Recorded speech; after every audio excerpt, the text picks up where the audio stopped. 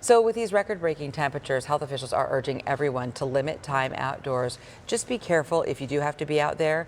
Children are among the most vulnerable because experts say they just can't regulate their body temp like we can as adults. Yeah, and one Valley mom reaching out to our ABC 15's Jamie Warren about that concern after she says her child's PE class was scheduled outside during the hottest time of the day. And Jamie, she wants to be an advocate for students. As we turn to you, you're also working to get some answers. Good morning.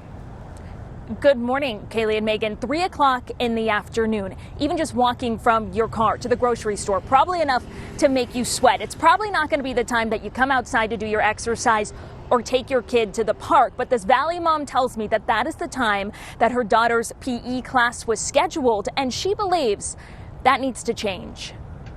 Frustrated. I was angry. Judith Cornell tells me when she picked up her 5th grade daughter from Odyssey Preparatory Academy in Goodyear at the start of the school year, she was concerned with what she saw. She was so overheated that her body was starting to turn red. She said, no, we were outside, we had to run a lap. And then after we ran our lap, we could sit, there's a tree in the back and we could sit under the tree, but we have a lot of kids in our class, and so where I had to sit, there was no shade. She says she called the school but didn't get a clear answer on what their PE policy was. So she sent this email to the State Board for Charter Schools wanting to file a complaint, and was told the board can only address legal violations, stating they do not have the authority over school-level decisions such as inclement weather policies. I started doing some research, and that's where I found your article. Cornell is referring to my reporting back in 2019. Get a drink and then come back to your hoop. Looking into what schools do on extreme heat days to keep kids safe.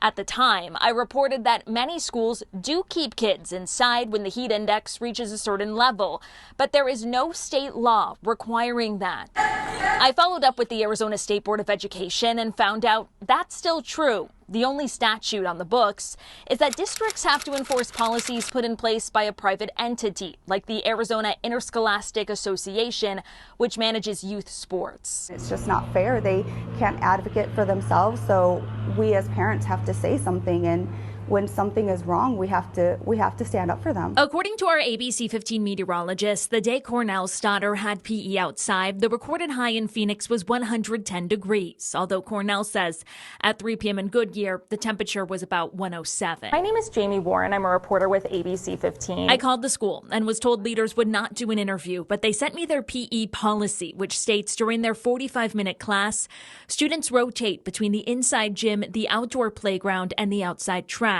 and that they prioritize keeping students in shaded areas. A spokesperson said they couldn't speak to the exact spot versus sun exposure in which Cornell's daughter was during that portion of the class. But she says she wants to know why there's no legal requirement, like the heat safety ordinances recently passed in Phoenix and other parts of our state, giving protections for outdoor workers. It's really baffling that we don't have something like that for our children. I really appreciate you guys being here to help get this out there, because parents need to know that we can do something. Cornell tells me that she has since taken her daughter out of that school and into a different one that better fits her needs. But I wanted to ask, who is in charge and why is there no state law? When I reached out to the State Board of Education, they told me that the governor's office, the Department of Health, or the Department of Education would be the ones most likely to pursue legislation. When I reached out to the governor's office and I asked if that was something that Governor Katie Hobbs would consider pursuing, I was referred to her recently created heat preparedness plan that gives updated recommendations to schools on how to handle extreme heat. But I also reached out to State Superintendent Tom Horn, who told me decisions such as these are typically made at the local level. However, he added, quote, I would consider supporting legislation that appealed to me and that districts and charters would find reasonable to implement. If you want to see what your school's policy is, there's actually a database online that has over 3,000 districts, or I'm told that every school is required to put that policy on their website. We have put those resources along with some extended statements from all of the parties that were involved in this story on our website right now at abc15.com.